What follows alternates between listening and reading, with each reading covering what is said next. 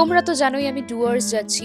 আর সারা রাত গান গাওয়ার পরে সকাল সকাল উঠেই আবার আমাদের নৃত্য স্টার্ট করে দিলাম। হ্যাঁ, পাশের কো প্যাসেঞ্জাররা কেউই ঘুমাতে পারেনি, তা নিয়ে তোমরা আমাকে অনেক বকাবকি করেছো যে ইনফ্লুয়েন্সার হয়ে তুমি লোককে কি ইনফ্লুয়েন্স করছো।